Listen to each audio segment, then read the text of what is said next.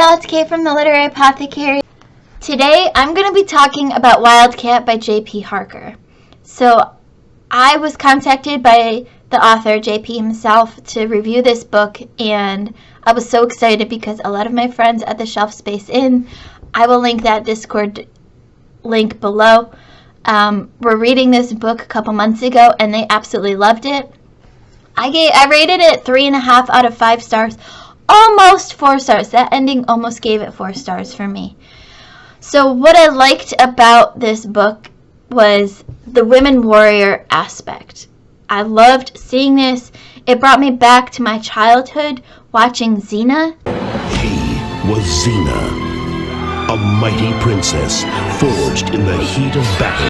So here's a short funny story about this. As I was growing up, my mom used to look just like the actress that played Xena. So I would tell everyone in school that my mom was Xena, and they would all laugh at me, but I didn't care because I said, you know what, my mom is Xena, so it doesn't matter what you think. So reading this book with the woman warrior aspect and seeing our main character, Rhea, as that woman warrior, brought me back to my childhood in those Xena days, and I absolutely loved it.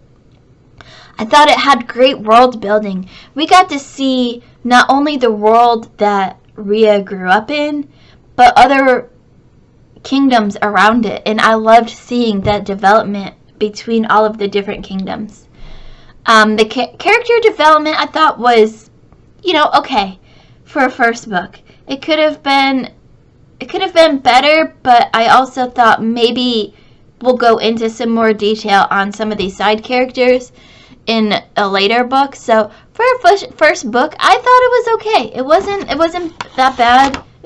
I wanted more, but maybe we'll get that in the next books. So now let's talk about some of the stuff that didn't really work for me. And this is where I'm going to bring in some spoilers. So if you haven't read this book yet and you want to, you don't want spoilers, then I suggest stopping now. But if you did read the book or you don't care about spoilers, then feel free to continue on. So, our main character, Rhea, she is the daughter of kind of the kingdom leader, the king, if you will. And she, at the start of the book, she's getting ready for her wedding.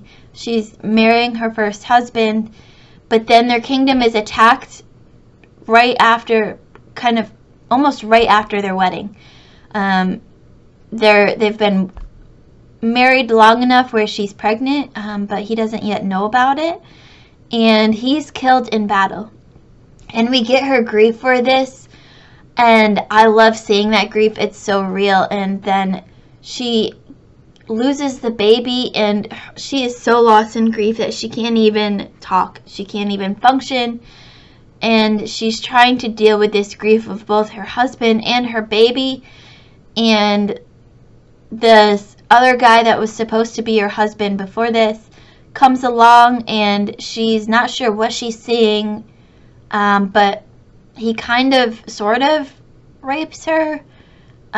She has blood all over her from the baby and her husband, and she says, help me get this off. And he takes it meaning come and have your way with me, but she just wants the bloody clothes off because it's a bad sign in her village. So there's that mixed message. I don't really know what to do with that. That didn't go over well with me.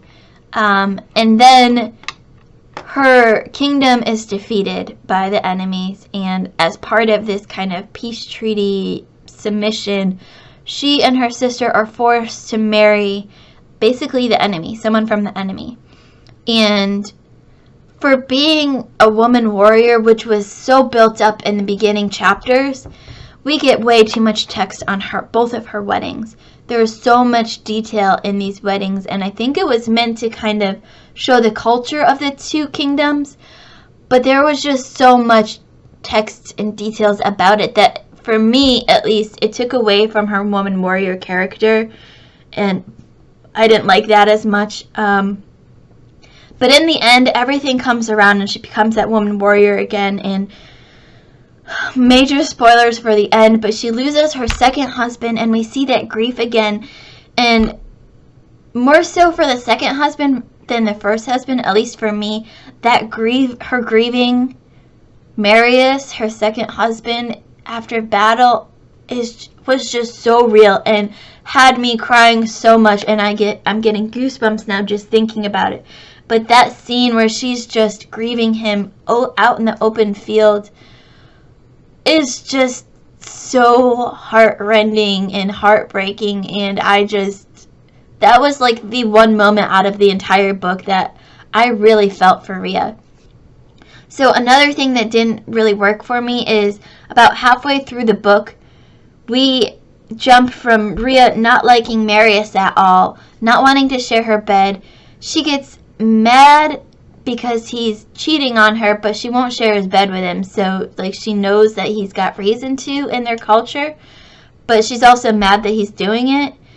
And then the next chapter jumps 5 years ahead, and all of a sudden, she likes, almost maybe loves Marius, and they have a son together, and like she's all of a sudden she's fitting in this kingdom, and everything is happy-go-lucky, and we got no warning that we were going to have this jump, and no warning in this change, and no explanation really of how this change happened. And it kind of really jolted me and took me away from the story, and I was like, okay, so now what's going to happen?